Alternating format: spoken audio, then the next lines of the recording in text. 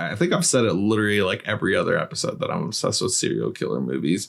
And I was kind of curious to see what the real life reaction was for Aileen and stuff.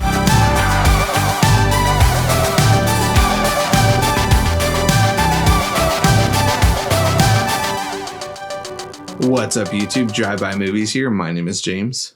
My name is Blaze. And never have I ever seen the 2003 Patty Jenkins directorial debut, Monster. You never really know until you're the one standing there. You think nobody'd ever talked dirty to you before? I just like to settle first, you know? Really? Who killed that man? What do you think? You can't kill people. People kill each other every day. I think that all these people just didn't know yet who I was gonna be. But one day, they'd all see. The film Monster is based on the life of Aileen Wuornos, a Daytona Beach prostitute who became a serial killer. So James, this is I think it's a very talked about movie in kind of the ethos. It did give Charlize Theron her first Oscar, and you know, a lot of people enjoy this movie. Patty Jenkins has gone on to direct the Wonder Woman series of films, and there's some great performances in this movie. But why did you pick this film? What did you know about it before going into, you know, seeing it here for Never Have I Ever? I think just so I was a huge fan of watching Ebert and Roper as a kid. Like, I would watch that show every Sunday at 6 p.m. on NBC when I was living in San Diego. It's just, that's the time it was on and stuff. And I just always remember watching that show. And I always just remembered how well received it was. Like, those are my critics as a kid. And I remember it got like 2 thumbs way up. That's the highest thing you can get from those guys. You can get 2 thumbs up.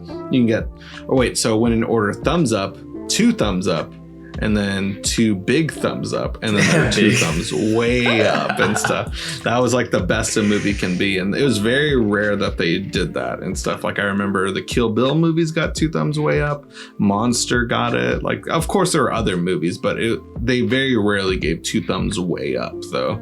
And so that's, I think, what made this movie kind of like, you know, strike with me. And also I remember that's when I got into the Academy Awards as well too. That's when I really got into like watching movies and seeing what won the Academy Awards, because that was also the year when Lord of the Rings took home like everything and stuff. That was the year Return of the King won. But what do I remember? Also, I remember Charlize Theron winning an Academy Award, and I remember Adrian Brody like making a joke because he won the year previously for Best Actor, and he kissed Halle Berry as like his like prize award thing. He's like, "Oh, I won. I'm gonna kiss Halle Berry." And I remember as a joke, he announced the Best Actress winner, and as a joke, he sprayed Banaka like into his mouth or something weird like that, just like to make a joke, like, "Oh, I'm ready for whoever to win to kiss me" and stuff. So that was like always funny. I remember. Yeah, but also creepy too, honestly. But Charlize Theron won, and like so that always like kind of stuck with me and like made me want to watch the movie. But over years, like I've just kind of been down to watch like movies about serial killers. Like, I love Zodiac. I think I've said it literally like every other episode that I'm obsessed with serial killer movies. And I was kind of curious to see what the real life reaction was for Aileen and stuff. Like, I was just like, oh damn, she killed, you know, 7 of her clients and stuff, but all of them were in self-defense. Were they? I can't tell because I wasn't there, but according to this movie, it kind of wasn't. And like, it's pretty horrifying to watch as it goes on and everything. Yeah, so that's one of the things about this movie is I felt was so interesting was the Aileen Wuornos, whether she, you know, was all in self-defense killing these people, or whether, you know, it was maybe just that first one and then she kind of became a serial killer.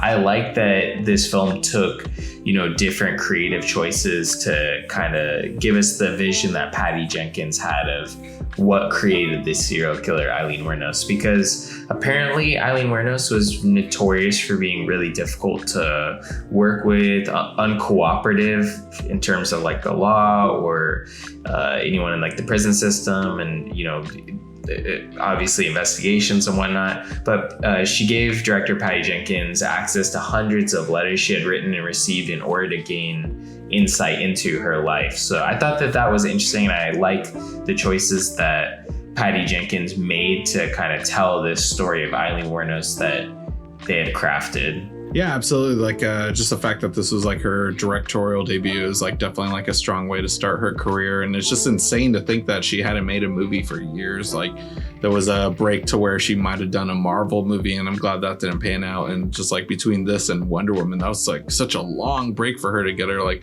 next feature out. But just like what a strong debut for Patty Jenkins. And, you know, cinematography wise, like it's not the most insane things, but it's all structurally like based off of the writing and the performances. So like, you know, Patty Jenkins really knocked it out of the park with the story and stuff, like with writing the characters in these scenes.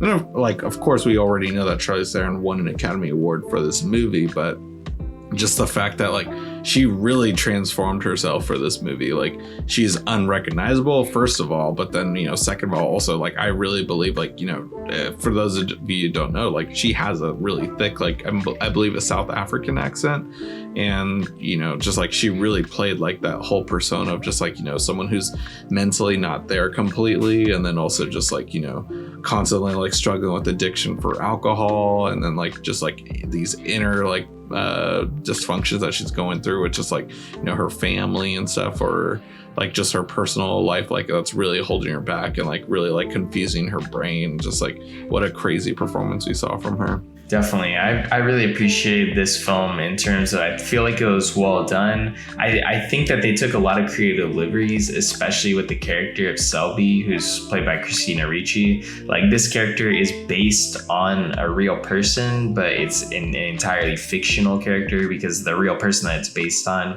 didn't really want anything to do with the project or wanted themselves to be portrayed in a project like this. So it is kind of, Patty Jenkins created this character for this film that would, you know, be the kind of character that someone like Aileen Wuornos, I guess, would fall in love with, and wasn't like the reason for any of the crimes at all, but was kind of like giving her this fantasy of like escaping all the horrible things that had encompassed her life, and kind of giving her this fantasy that this character was so obsessed with just kind of getting away from everything, and, you know, almost living like a Disney movie in a way, and kind of living that fairy tale ending. Mm-hmm. Exactly, yeah. And it's just like you know, like just it like kind of has that theme of just like, you know, falling deeper and deeper into like, you know, the like rabbit hole of just like, you know, how insane and crazy is this gonna get.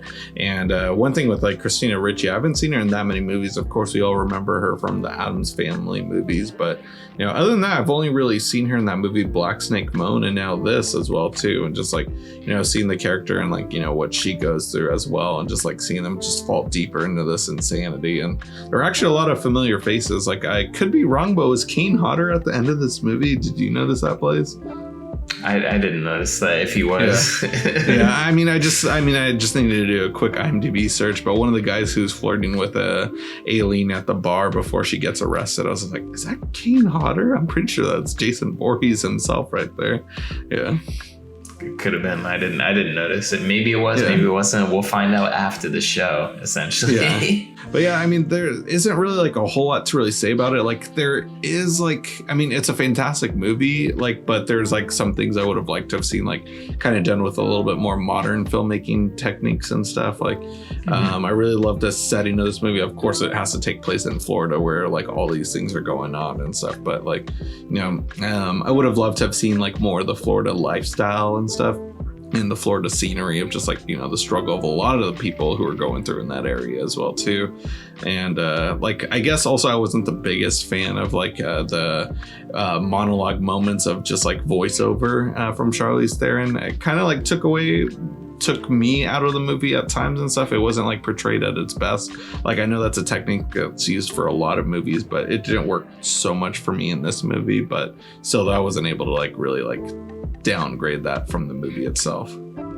Yeah, I'm not really positive that the voiceover worked for me, and you know, I'm a sucker for voiceover. I think it did like in the moment, but now that I think about it, I feel like I probably could have done without it, to be honest. I felt like the film was pretty whole. Like, maybe you got to see into the mind of Aileen Wuornos, but I still feel like especially with Charlize's great performance and Christina Ricci's performance as well, like, I can already get what was going through her mind at the time, especially because we don't really we see the kind of transformation of her, but like we don't necessarily see, we only see like the transformation about like her kind of romance with Christina Ricci in the voiceovers. It's never really about her becoming a killer, I felt like.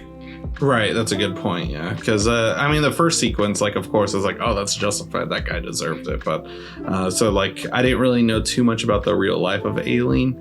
But, you know, as the movie goes on, I'm just like, okay, this is getting a little pretty wild and stuff. And she's definitely turning into that serial killer that, like, you know, what she was vindicated for. But, yeah, like overall though, like a fantastic movie, like that I always meant to get around to seeing. I think it's probably one of those movies that a lot of people know about this movie but still haven't gotten the chance to see. And if you haven't, definitely recommend checking out. Like a great way to help support the show is by watching it through our Amazon affiliate link in our description box below. Like, be sure to do that and come back here and leave a comment letting us know what you thought about the movie.